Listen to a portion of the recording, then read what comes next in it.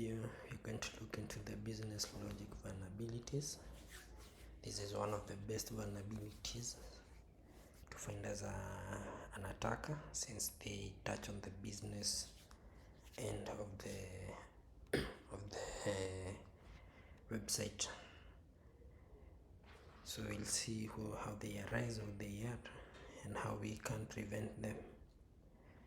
So mostly the business logic vulnerabilities will arise due to flawed assumptions about users' behavior. This is where the developers assume that users will use the system as it is intended, but you all know that this is not the case, since most of the time malicious users will use the application to their advantage.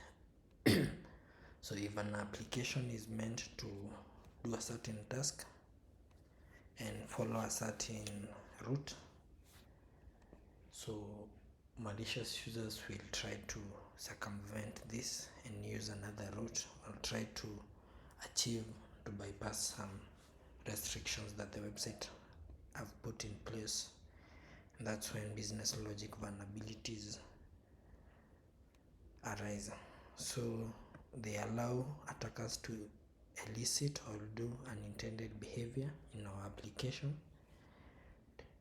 Attackers to manipulate legitimate functionalities. So attackers are able to achieve unintended functionalities to achieve malicious goals.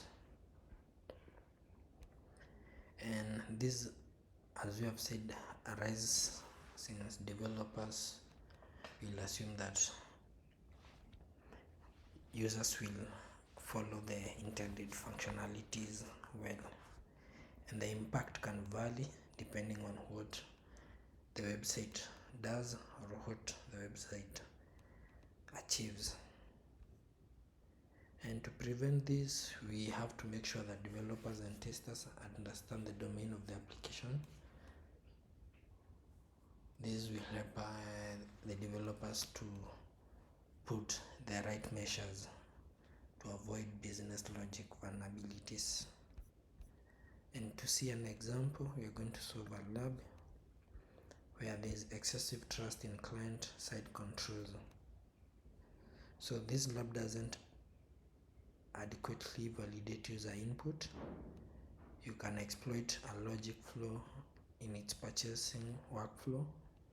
So there is a purchasing workflow, and we are needed to buy items at an intended price. So to solve the lab, we are needed to buy this leather jacket. So let's start our lab and see how business logic vulnerabilities arise. So as the lab start, we have said this is where an attacker is able to do unintended functionality that the developer never thought of or never thought could happen. So our lab have started. So we have our credentials here to log in, so that you are able to utilize the purchasing feature. So our leather jacket costs $1,337, but we are needed to purchase that at a lower fee. So we have $1,000, and our leather jacket costs 1,000, and we have only 100 credits. So like any other feature, a malicious user will come and see different how the workflow is, and we are adding the item to the cart. Then we are viewing the cart. You see the amount is 1,000, and we just have 100. We don't have any coupon that we can apply. On placing the order, we are told no enough credits for this purchase. So as an attacker, since we have this being captured through Burp Suite. We can go to the Burp Suite and just have a look at the different requests. This was the request to get the product, and then there's this request to add, a post request to add items to the cart. We can send this to the repeater. Okay, we see we have a product ID of 1, which is our jacket. Yeah, it was product 1. Then we have another parameter here, direct product, quantity is 1, and we have the price. So we can see the price parameter in this request give us the idea of changing this to something lower than what we have in the credit. And we already have our item in cart. Let's see what happens if we, seems that this was allowed. We have a 302. If we refresh wow, you see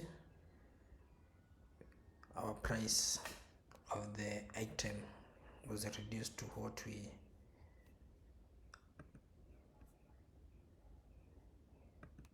adjusted. On clicking save, we are able to solve that. We are able to buy our jacket at a lower price than the intended price. So that's how now this will affect the business, since the business will be making loss, since people will be able to purchase items at a lower price. And this is because the developer is updating the cart with the price without controls of the workflow. So there must be a mechanism on how to avoid that. So cheers, on to the next video.